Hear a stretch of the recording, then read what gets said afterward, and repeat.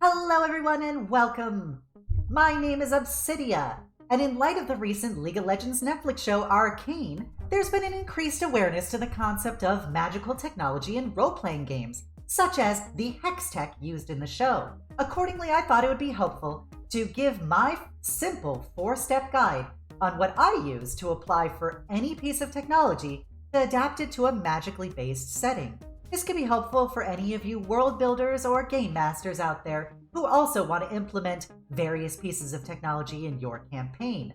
Please stay tuned for the end of the video where I'm going to run through 3 examples from my own homebrew campaign applying this process in action. For the purpose of us walking through this guide, we are going to be using the lightning rail from the Eberron Dungeons & Dragons campaign. Step 1. What is the technology? I know it may seem like a very basic and very simple question at its core, but it's important to at least understand what you're talking about as you want to apply it. Do you want to be talking about a computer? Do you want to be talking about a gun, a car, a steamship, etc.? This just helps you narrow down what you're trying to frame going forward, as well as remove the superfluous notions that you may have that make it a little too overwhelming. What is the technology for a lightning rail? It is ultimately a train. Step 2.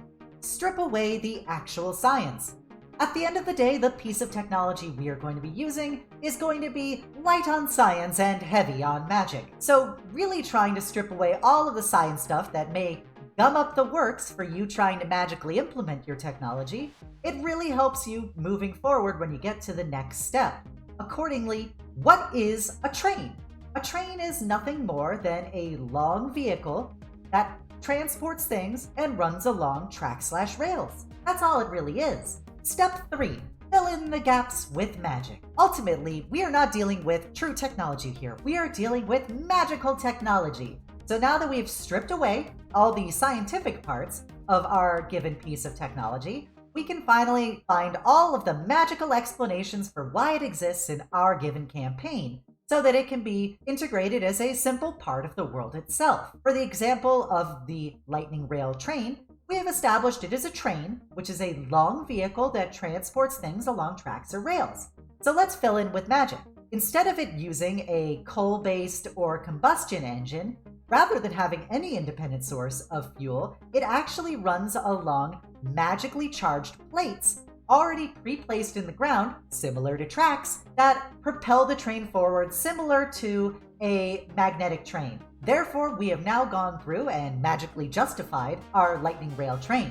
Which brings us to the most important question at the end of the day. Step 4. Does it make sense? At the end of the day, we want this to at least make a marginal amount of sense in the context of the world itself. So now that we have a magical device that is acting in place of technology, does that make sense in the context of the campaign or the world? With the example of the lightning rail, we have a train, which is a vehicle that is generally long and runs along tracks or rails. But we have it, instead of using its own fuel source, it is actually running along magically charged plates pre-put into the ground. So does this make sense in the context of Eberron as a whole? Yes. In Eberron, magic is so integrated as a day-to-day aspect of the setting that you can basically have most tasks can be handled by magic itself.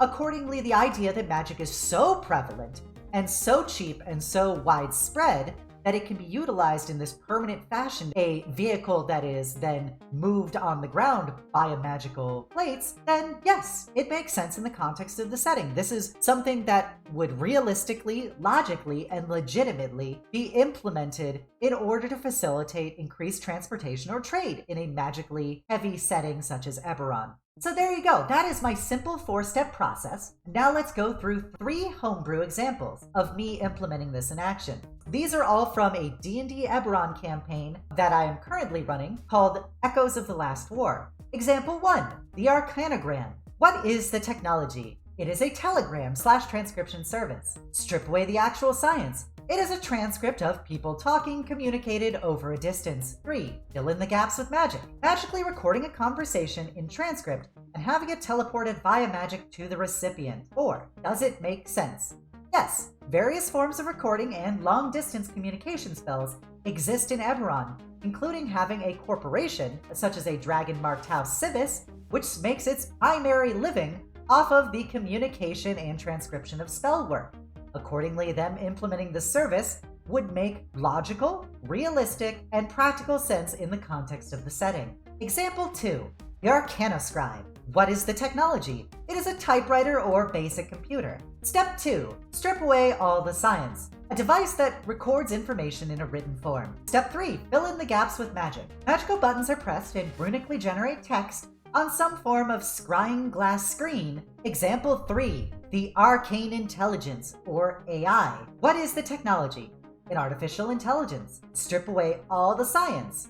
A being that can think and react based on commands or experience. Fill in the gaps with magic. Magically create a spiritual being that is tied to a given task, role, or purpose. Does it make sense? Yes, magic creates life all the time, such as through homunculi or golems. Similarly, there are examples of people binding elemental beings, demons, devils, or angels to the fulfillment of similar assistance tasks within the setting and within Dungeons & Dragons as a whole. So making a basically magically programmed and interactive being for the purposes of accomplishing a given role or task is plausible, realistic, and logical within the setting itself. So there you go, everybody. Those are my 4 steps that you can use to be able to make any technological device magical in your campaign. So thank you everybody for staying tuned to the end of the video. If you haven't done so already, please smash that like and subscribe button, ding the bell for additional notifications on my videos and streams,